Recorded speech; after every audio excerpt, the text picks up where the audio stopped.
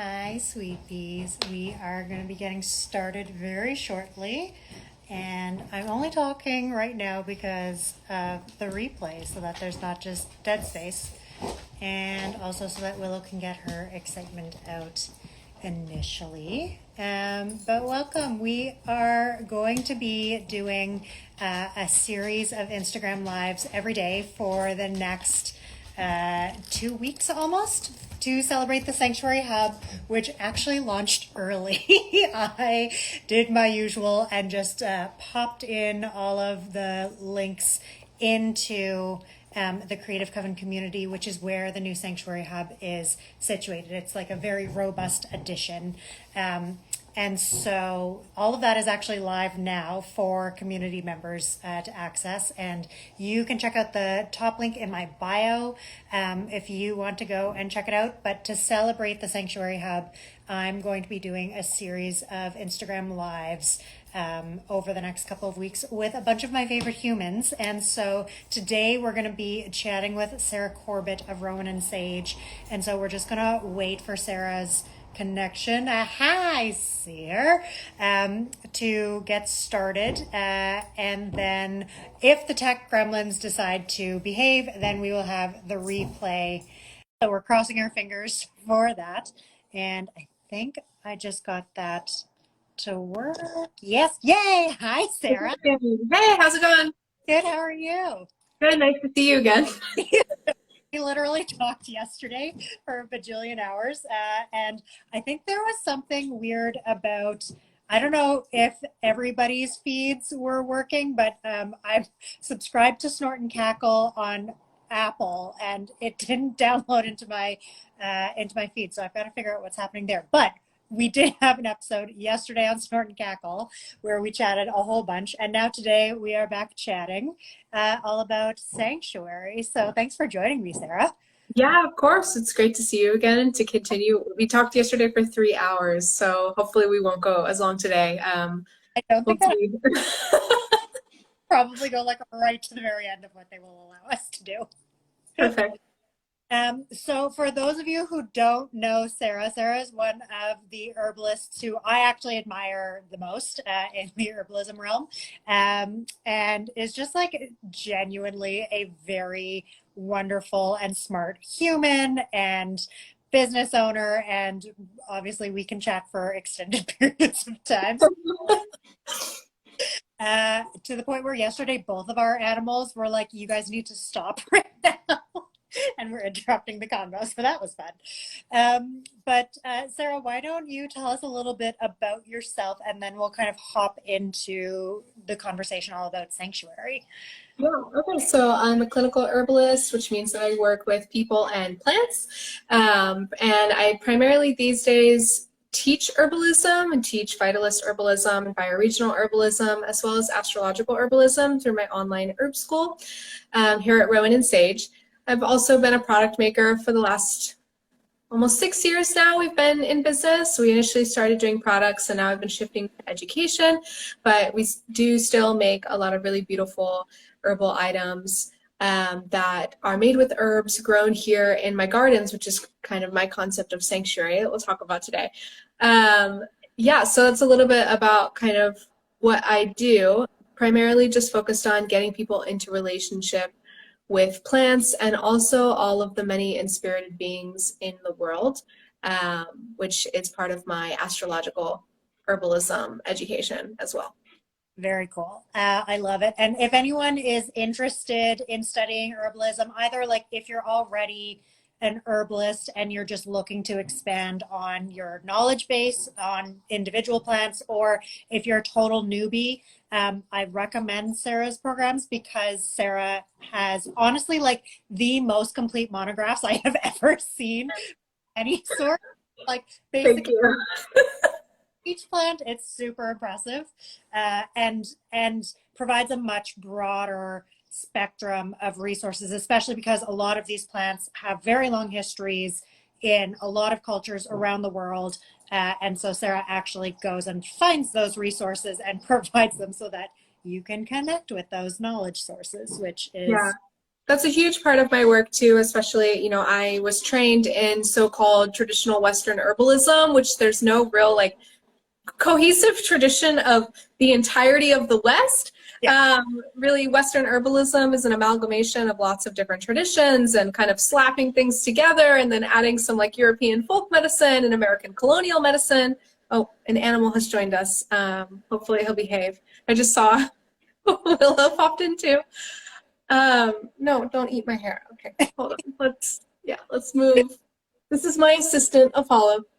So, But yeah, in my work, I was initially trained in Western herbalism, and then the more I started to do research into my own ancestral traditional medicine ways, which I'm Central and West Asian. Most people would know where my family is from as the Middle East, but that's a very Orientalist term that I don't love using.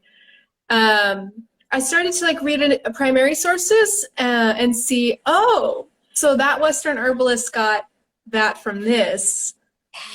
But they're not naming this. And there's if I kind of joke around and say that the only tradition in traditional Western herbalism is a tradition of theft and cultural appropriation, but that's very true. And so in my work, I really try to focus on Western Asian and Central Asian, Middle Eastern practices of herbalism, and share as much grounded research from different cultures that I can find, because the resources are there. It just takes a lot of time and effort to bring them all together and name them. But I would rather take that time than continue to practice what is very much like appropriated herbalism, which we see a lot. So I really care about like diving as deep as I possibly can into things.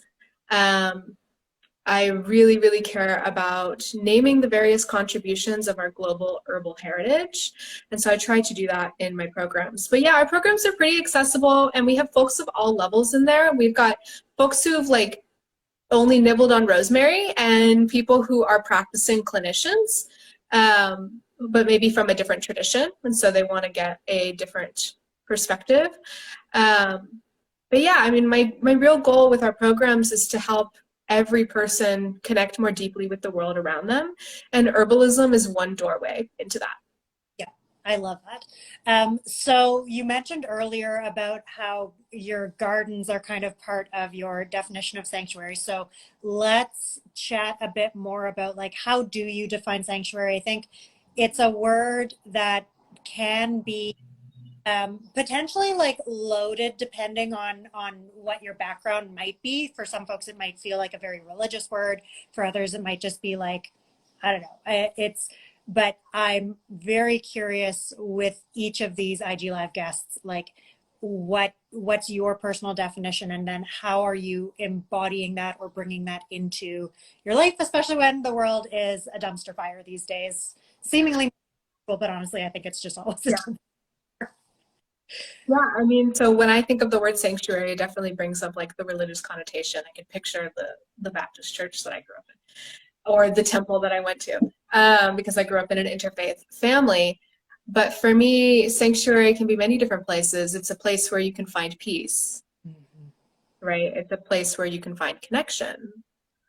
And potentially, depending on how you feel about this, which I know some people who are ex-religious have struggled with this word, it's a place where you can connect through devotion. Yes. Yeah. Which is, for me, the garden. I was going to be outside for this, but we've gotten a break in the heat, but we did not get a break from the mosquitoes. So I'm in my home office right now. But yeah, gardens have always been, and gardens and forests have always been my sanctuaries. As I mentioned on the podcast yesterday, which y'all can find linked over on Asher's profile, I grew up in the woods. I grew up spending all of my time like walking around talking to trees, but I also grew up working with my dad in the garden. He comes from a farming family. Growing food was always really important, and my dad would spend every summer just growing pounds of tomatoes and cucumbers and squash and all of these gorgeous vegetables. And so being connected with the soil was always a really important part of my life. And now here where we are in Atlanta, I have transformed a space that used to just be all lawn and weeds into this vibrant ecosystem, where we get to really witness how like connected environments can function. Being in the garden has taught me more about how to be a human in the world and in community than any other experience, because I get to really witness how everything is working together and the interdependence that exists within a well-tended regenerative garden.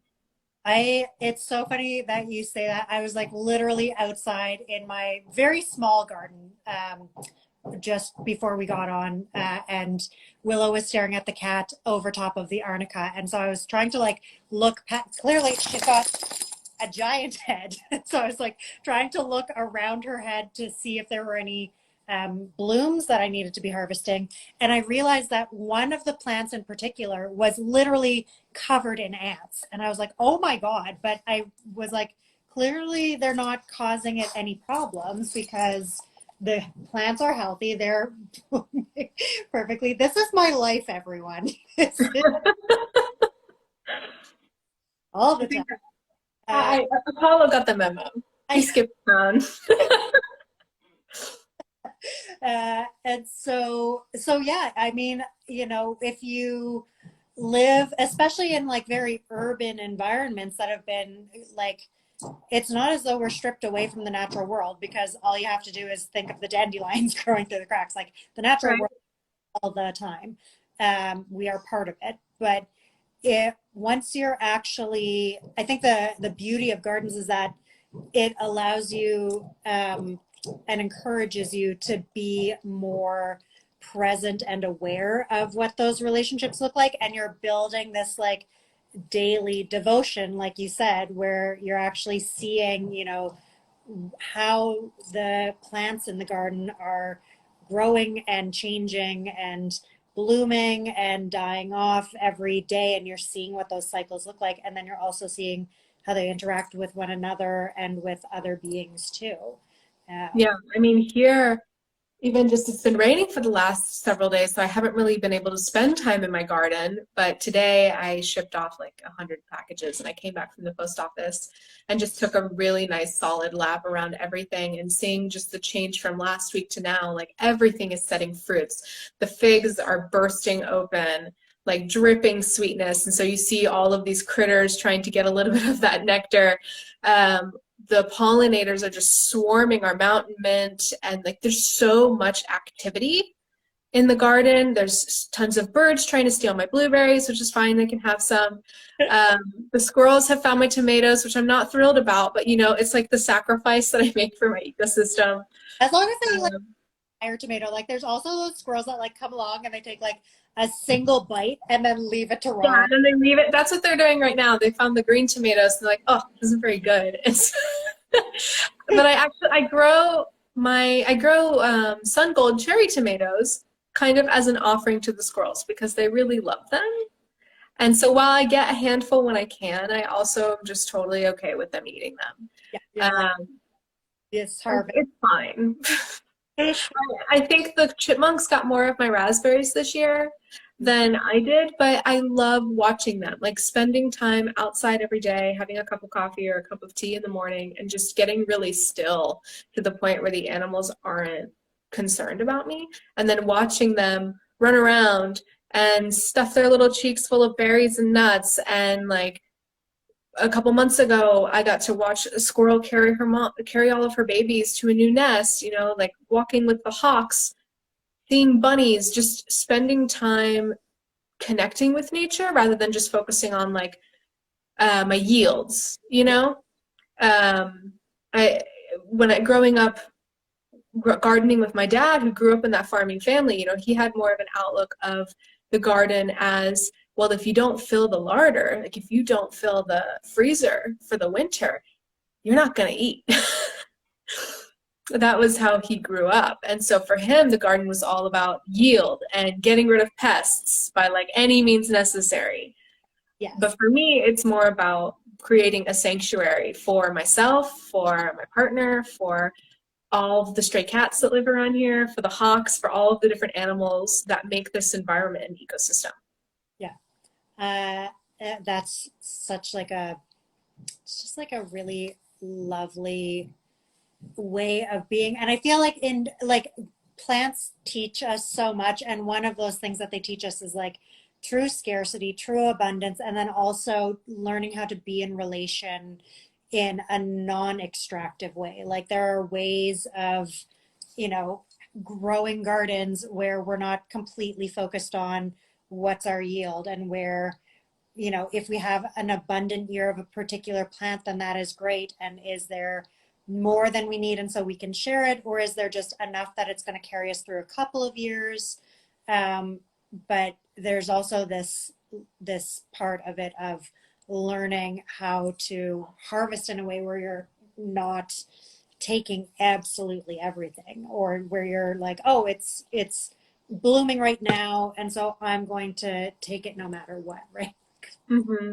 Yeah, and people always ask me, like, how do you learn that stuff? You know, how do you learn how to garden? How do you learn how to do it well? How do you learn how to do it in reciprocity? And I know everyone's always upset at me when I say, like, you just have to do it and kill stuff and fail and mess up a bunch and see what your local landscape actually wants from Yeah. you. Here, I've been cultivating this particular set of gardens for about 3 years now, so I have a pretty good idea at this point of what the plants want and what even different corners of the garden want, because we have several different microclimates in one space. Right. And so I spent the last 2 years planting things in different places and saying, oh, well, it really doesn't like that there. Let's consider why. What's the soil like here? What's the light like here? How's the water moving here? Is it too boggy for them? Or do they have enough airspace? You know, things like that. And then I would try it in a different place and see, oh, well, that's so much better, but I need to fine tune these couple of things. Gardening, I think, is a lot easier than people think it is. You know, you really can just throw seeds in the ground and they will grow. It's true. You don't have to like have the most amazingly amended soil. I live in Atlanta, like actually downtown Atlanta. People are always shocked when they see my gardens on Instagram because they're like, wow, you must live in this beautiful, idyllic country area. I live on like a quarter acre of within 7 minutes drive from the downtown city center. Yeah. Like you don't Um, as much land. And actually it can be, especially if you're like trying to establish gardens, either like as a skilled gardener who's just learning a new piece of land, or as like a brand newbie, the more space can actually be overwhelming and feel like you can fail. Yeah, and we started with a couple of smaller spaces and then just every year added more and more. And now I'm kind of getting to the point where I'm running out of space, so I'm extending into the meadow next to my house, but you know, it's fine. But also another thing with growing gardens that I've learned over time is it's actually way better to grow fewer things. Think Yeah, about the friendships you have in your life. Like you can't have 100 friends, not realistically. it's true. You might Not want to know, you might be a little butterfly who wants to collect lots of different types of people in your life and have lots of different acquaintances, but you can't really build like a community network of care with 100 people. Well, especially, yeah, and especially if like all of them are very high demanding. Like I'm currently trying to establish my perennials and like getting my bushes really healthy so that like my elder, actually today, we were talking yesterday about the elders, and today I went out and was checking mine, and there's some flowers starting to bloom, which is delightful. hey, But like I'm trying to get them established and figuring out where are their happy spaces so that then I can focus on my dye plants each year, which tend to be a lot more hands-on and require more attention. Not all of them, but also like until I get my tansy and goldenrod coming back consistently. They're just the entire back beds are devoted to getting those dye plants going. And so yeah, with medicine plants, I'm like, okay, I need all of you to just be really easy and like self-sow yourselves and just, you know, be cold weather plants for the most part. yeah.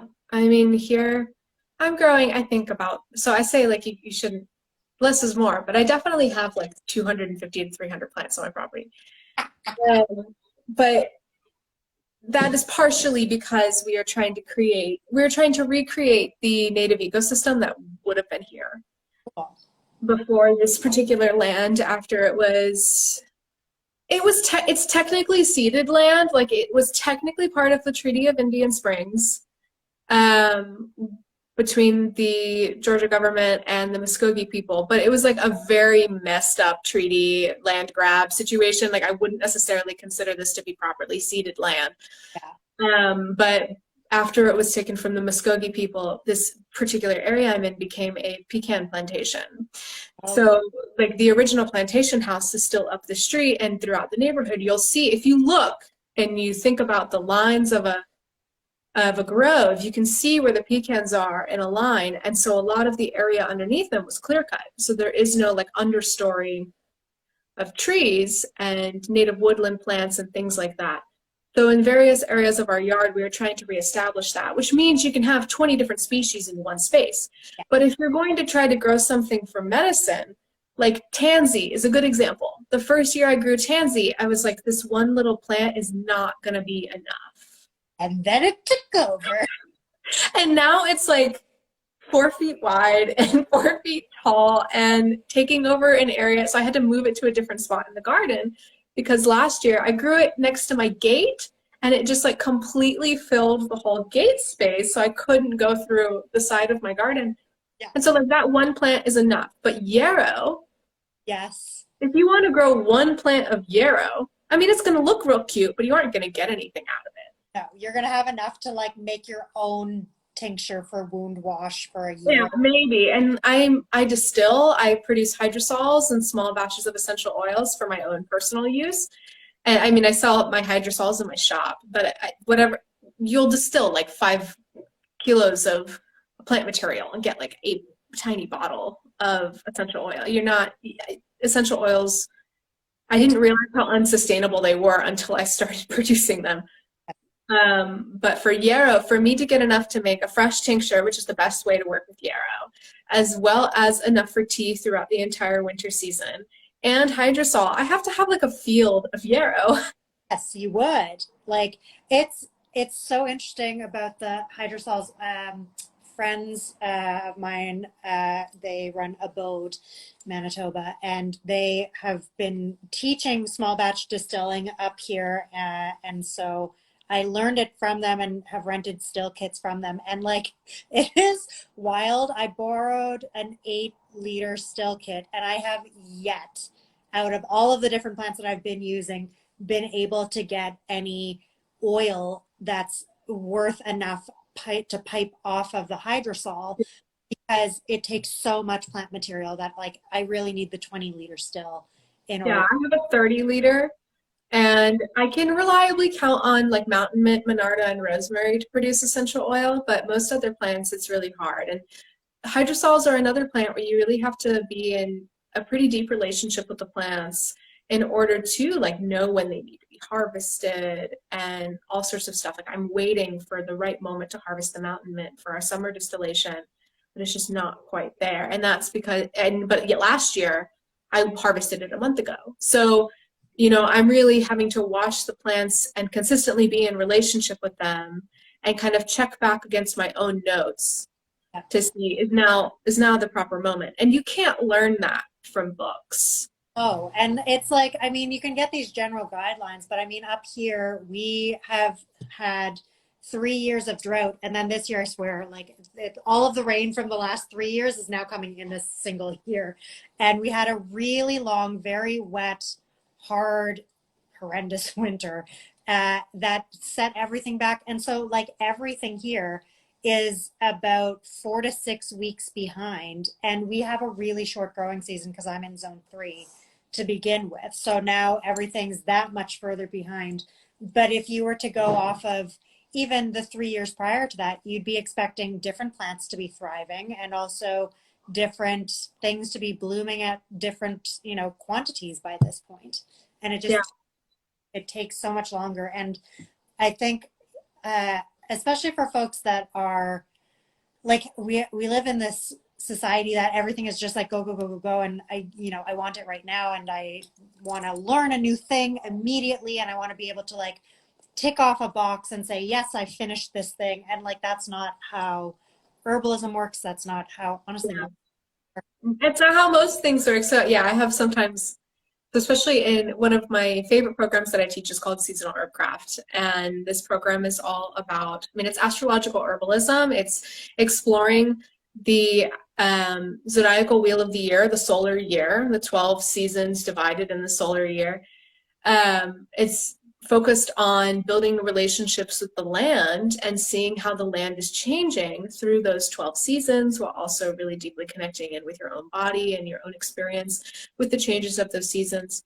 And while I'm a Leo rising, I'm a solar person, I track my whole life by the movements of the sun. So I know a lot of people are really into that, but it's very applicable for me, which I didn't realize until years later. But the program materials are rooted in 12 years of me keeping journals, basically, sometimes just on my phone with photos of like what plants were growing at various times, and then finding the connections with that and looking at it through an astrological lens. And so the focus of that program is like, you're going to learn material you can apply, but if you don't actually go to the land and connect with the seasons, you're really just getting theoretical knowledge. And so some people will say, well, how do I apply this? How do I use this? It's like, spend a couple of years observing and then see. It's not an overnight, like, you learned this so you can just go do it. It's about building relationships and deepening your connection with the world by like really witnessing and participating in the shifts that are happening throughout those seasons. So I know sometimes some of my students feel a little like, but how can I use it? And I'm like, give it a few years. Yeah. I think this is right, especially when like so many online offerings, and like you and I were our friend Saul is very excited to see Willow. But like so many things through COVID, like so many things moved online. You and I were online prior to that, but I think so many, new people who were creating offers. It was this like, here's a thing, you learn a thing, you don't need to do anything beyond that. It's like taking a class and you have a finished product at the end of it and you don't then apply anything else. And there's value to that depending on what it is that you're trying to learn and what your kind of goal with it is. But for these things like herbalism or with natural dyeing or like with knitwear design, I'm like, if you're gonna sign up for knitwear design, like there's no 30-day back guarantee because it's going to take you more than 30 days to make your first knitting, never mind go through all of the other materials. So like it's, you can't just like tick off a box and assume that now you've learned everything. And I think, one of the beautiful things of really devoting yourself to any sort of practice is when you get to that stage of recognizing that you will never know all of it. Like, I learn something new every day about herbalism, and I don't have everything memorized either. I see a lot of people feel a lot of pressure to like have mastery. Yes. And it's such a construct of like white supremacy culture and like worship of the written word. And yes, and it's like it, but like don't actually understand the context of it. It's like with natural dyeing, when I see folks that are just like so focused on having repeatable colorways, and I'm like, that's not the fucking point. And also like not actually, if you really understand what is happening at the chemical level, it's not repeatable. And same thing with herbs. Like we know what constituents exist in various herbs, but it's going to vary from plant to plant. It's going to vary depending on what plants are growing with them. Like yarrow has a habit of making all other aromatic plants that grow around it more aromatic. What does that mean? Yarrow is doing something to the soil and like participating in some type of ecological relationship that is helping other plants increase the amount of essential oil content that they contain. Wild, like it's the rain patterns, the temperature patterns, like all of these things are going to shift from plant to plant. This is why plants don't work like drugs. Yes. Yeah, And with exactly. natural dyeing, what a great opportunity to practice the art of surrender because you never know what it's going to turn out to look like. Like my always whenever I'm teaching is like if you go into it with an expectation, you will be disappointed. If you Yeah. have expectations, you will be constantly amazed that comes out of your dye pots. What are you eating? Yeah. And I mean, I love this is also a shift I've made in the last couple of years with my own practice and how I teach is also just making herbalism like fun and simple Not so and stressed. pretty. Yes. You know, and I'm an exalted Venusian. Like, I just want it to be beautiful and pleasurable. Sue me, you know? This is why, like, this is all sanctuary energy. I mean, I'm much more Sagittarius, but it's like, I'm like, yeah, bring me everything really pretty and pleasurable. And also, I'm going to like run in the field with it. But like, the rooting portion of it, I'm not quite as good at. I mean, I really have found, especially in these last couple of years of COVID, you know, after the first like 6 months of COVID, I had no joy in my life. Right? You know, I felt so just, I mean, I was like really tending to a lot of people at that time. I had a lot going on in my own life. I was navigating mold illness at the beginning of COVID and like had to move out of my house for a few months and live in a one room, one window hotel room. It was terrible. And I was still like seeing clients and Oh my goodness. doing all this stuff and I had no joy. And then at that time a friend of mine encouraged me to just like buy some botanical perfume from my now friend April who runs Linnea. Mm-hmm. Oh, cool. Yeah. And so I was like, okay, I will get some perfume from April. And I did. And I was like, okay, I'm obsessed with this. And this is the thing that brings me joy. And so now I'm someone who dabbles in natural perfumery and I have like drawers of perfumery ingredients in my desk. And I have like every perfume April's ever made because they're all incredible. There, But yeah. what I learned was that just scent, like the smell of plants, Mm. could bring me such grounded embodiment, like really bring me into my body instantly. That's like the sense that really works for me for embodiment. But it brought me joy, and it's totally frivolous. Like I don't need perfume. And it makes life so much happier. Like this is the bit that I think is just so important. And I was actually reading a newsletter today from Andrea Gibson, who's this queer poet who I've known for like a decade and a half. And they are just this incredible human who's so fucking smart. And they have this newsletter called Things That Don't Suck. And this today was about the damage of call out culture. And Oh, they I saw the post. I shared it to my stories. Yeah, I know what you're talking about. Okay. one of their points within it, and just the whole thing is so fucking good and necessary for everybody. Go read it. But one of the points that they make is that it's it's damaging to us to not seek out joy and to make joy a bad thing.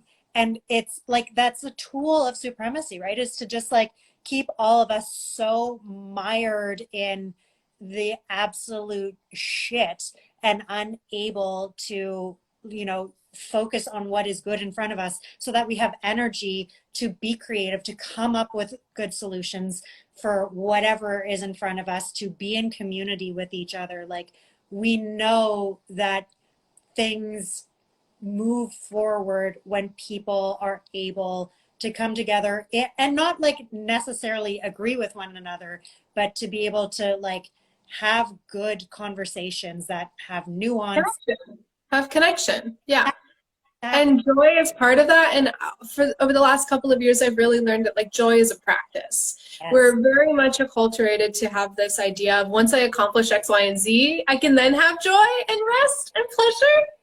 Fuck that. And I've now it's every day is well, at least when it's not raining, it's like, okay, I'm going to start my day with some joy by wandering around the garden and saying hello to all of my plants and all of the cute little animals that I see walk around and just experience, like make that a consistent part of my daily practice. Like make joy part of my day. And I do that same when I apply like a perfume. That is an act of joy. When I make A tea, not for its medicinal uses, but just something that tastes good and is really pretty. Yes, yes. Oh my goodness. I just made some rhubarb infused gin. And like, yes, it tastes delicious, but I also just enjoy gin on its own, honestly. Like, I don't need to infuse it with rhubarb, but it makes it this beautiful pink color. And I'm like, Yeah, that's this. medicinal too. So yeah, a lot of the stuff that I teach in my own programs too, like I share, recipes for particular types of ailments, colds and flus and things like that. Stuff you should know. Yeah.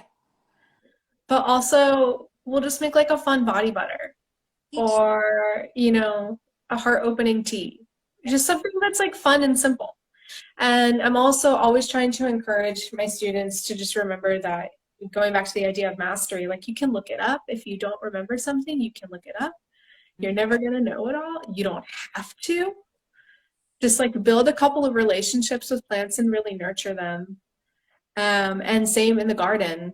Plant the 10 plants that can do 100 things Yes. and get to know them really, really well. Like yarrow, what can yarrow not do? Pretty much, it can do all the things.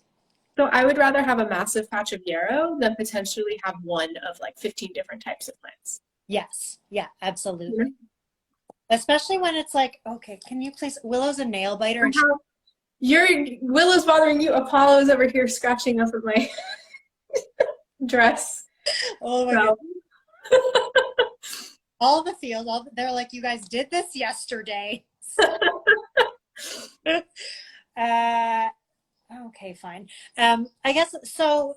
On that note, then, what do you think is like an easy kind of step in if folks are looking at getting started with either building their own sanctuary at home potentially, um, or are maybe wanting to get started with herbalism? Obviously, join your programs, but Yeah, I feel like step. if you're like brand new to herbalism, I have a workshop class that's $39 called Vitalist Herbcraft that will kind of orient you around to the foundations of herbalism, at least the foundations of what I practice. There are many different ways of approaching herbalism, and there are many different traditions from all over the world. Herbalism is really cultural. While there are, cohesive systems like Ayurveda or Chinese medicine that have been codified into a type of tradition, every single culture around the world has a tradition of being in relationship with plants, because up until the last like 150 years-ish, we all relied on plants for medicine, and we still rely on plants. You're like right now, my hands are on a wood desk. Yes. I am being held in by wooden walls.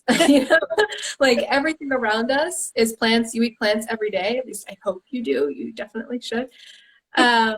So yeah, also look at your own history and see how your people connect with plants and try to learn more about your ancestral traditions with plants if that feels something you are called towards.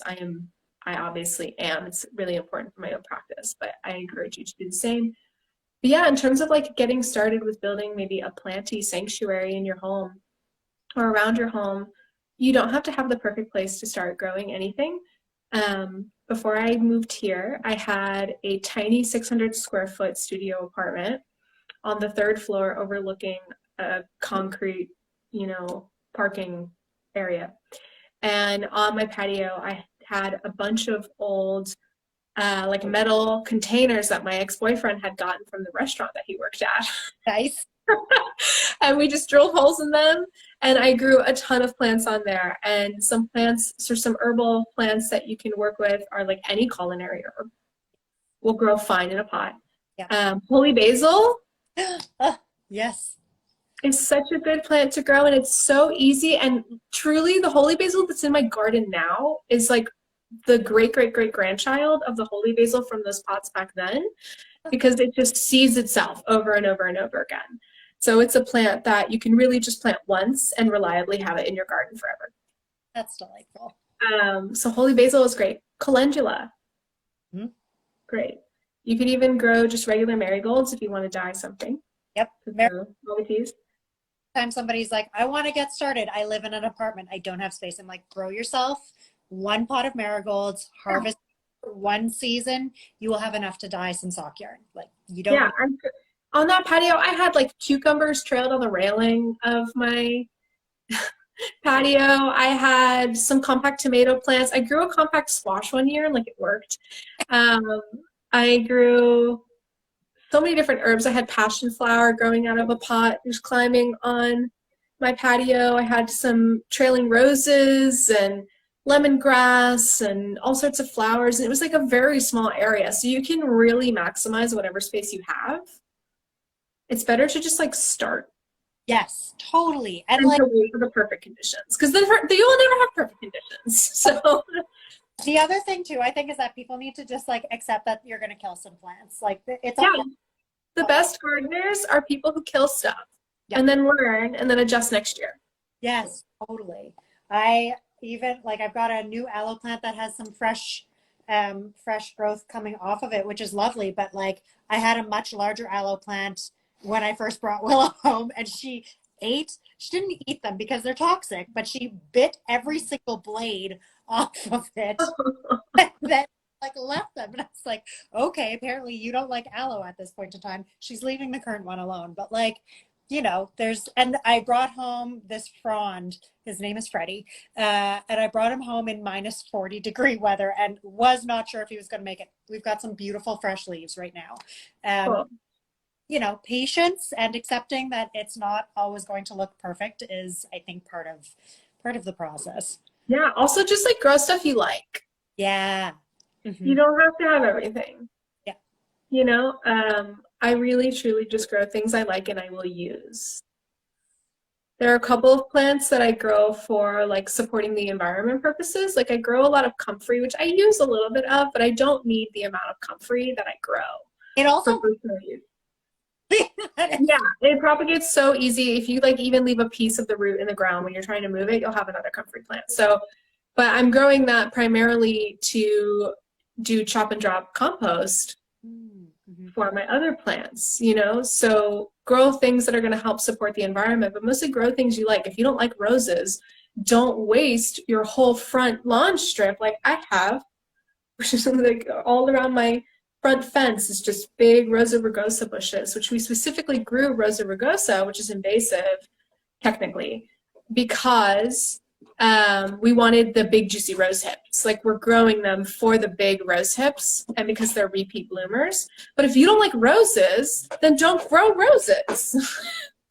And I think the other thing that I think is interesting is um, allowing your relationships with different plants to change over time. Like I used to not have a good relationship with roses. I didn't like the smell of them. I appreciated like a bouquet of roses because I like flowers, but like I never wanted rose things, rose scented, rose flavored, anything until I started being in relationship with the wild roses in my back lane. And now I've come to really love them. And it's similar with chamomile. I used to really not like it. And I've been growing chamomile for the last couple of years. And this year I'm noticing, okay, my relationship with it is different. And I usually have my nose being the indicator of like, how are we doing? Like, do we like each other right now? Yeah, I'm pretty sure my entire yard is just like rose fam stuff. But that's because my family is from the lands that were once known as Persia, which is where roses come from. So if I were to turn my back on rose, I think a lot of my ancestors would be very upset at me. But that's actually like pomegranate, which isn't rose family, but I kind of, connect with them in that way. The pomegranate tree next, which I can see, you've got these cute little palms on it right now through my office window. That was like the tree that told me that we were welcome in this space. And I've been able to eat beautiful pomegranates off of it every year. They're always ready at the autumn equinox, which is Medagon. But yeah, I mean, grow things that you love and that you'll use. Because you can, like, there are lots of plants, like goldenrod, for example. You can just leave goldenrod over the years, and eventually its stalks will fall, and it will continuously compost itself. But a lot of plants won't come back. They might not seed themselves. They might actually like it if you trim them. Like our sage bushes, for example. About a month ago, I whacked them down to about a third of their height. Now they're 4 times as big as they were a month ago. Amazing. Anything in the mint family likes to be used. Yeah. They're very generous. And you'll learn about the preferences of your plants when you spend more time with them. Yeah. It is one of those things where you can't just like read a book and then check it off. Like you do actually just have to do it. You really do just have to do it and learn by doing. And the work that what I try to do, I can't like, I'm not sitting with my students making sure that they do their homework, you know? But what I really try to combine is the theoretical, intellectual knowledge and the embodied experiencing component of this work together, because I think that's really the only way you learn stuff. Now, regardless of how you like to learn, whether you like to learn by doing or by listening or by writing or whatever, bringing it into your embodied awareness is still very important for solidifying that knowledge in your being. So I really try to say like, okay, here's the intellectual component. Here's an activity for you to go do it. Yeah. And I hope that everyone just goes and does it. I know some of you are here, do your homework. I try to offer activities and recommendations for people because that's how you learn. You don't become an herbalist by just reading about plants. That's what we like to call armchair herbalists, and they're the ones who we're all very critical of in the herbalism community. You learn how to do herbalism by being the bridge between people and plants, and that means going out and spending time with plants and spending time with people.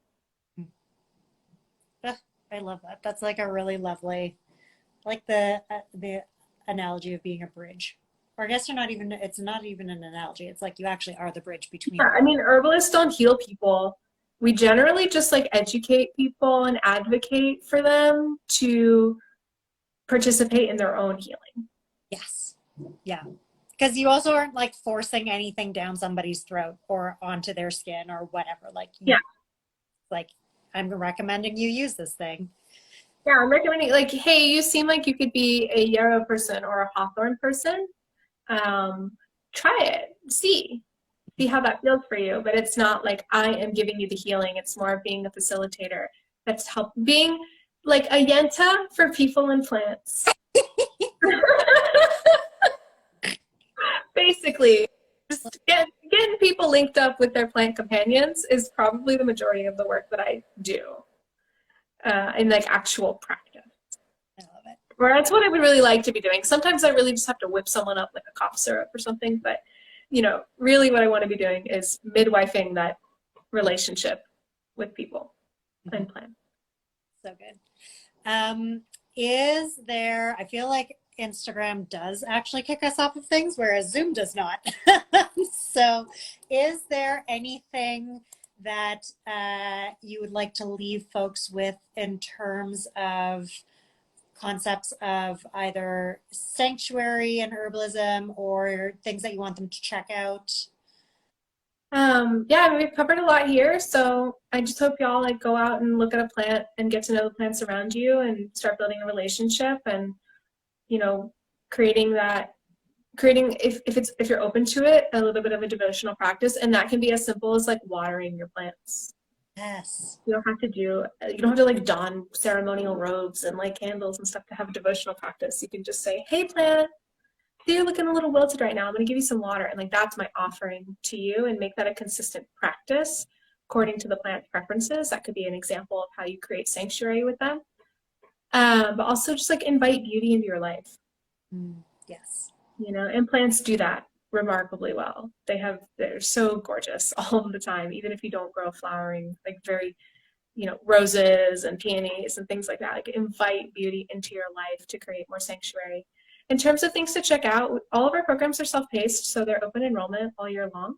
But we have 4 different offerings that are available right now, in addition to monthly workshops with guest teachers. So I mentioned before, we have that Vitalist Herbcraft class. It's like an hour and a half intro to herbalism workshop that will introduce you to the basic concepts of herbalism that you need to know to be able to like read anything that was written by an herbalist, like energetics, tastes, actions, tissue states, and temperament. You'll get introduced to those concepts there and really be opened up to the levels of herbalism that you can learn through your own sensory exploration.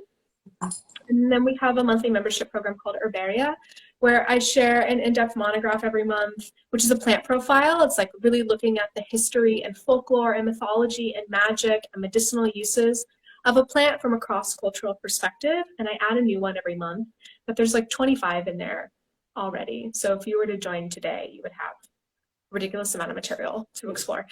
But I also add recipes and guides and resources. There's like a guide on how to wildcraft responsibly and compassionately, and live workshops every month. And then we have our other two programs, Seasonal Herbcraft, which is that year-long exploration of embodied astroherbalism, and our medicine making program called Kitchen Herbcraft. So if you really want to learn how to confidently make a variety of different herbal preparations at home, then Kitchen Herbcraft would be for you. But those are the main programs that we offer, and they're all linked in my bio if you want to check them out. We have a couple of other programs that I teach live that are, the wait lists are on my website. But yeah, that's it for us right now. That's what I'm doing. Fabulous. So folks can find you obviously at Rowan and Sage, and then also your website, rowanandsage.com. And just to remind everybody that the Sanctuary Hub is now actually officially open.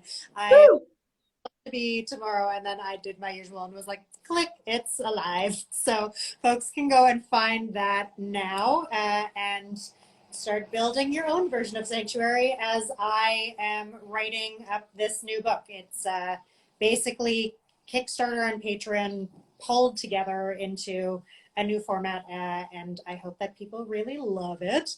But folks can find that in my bio, the link to that.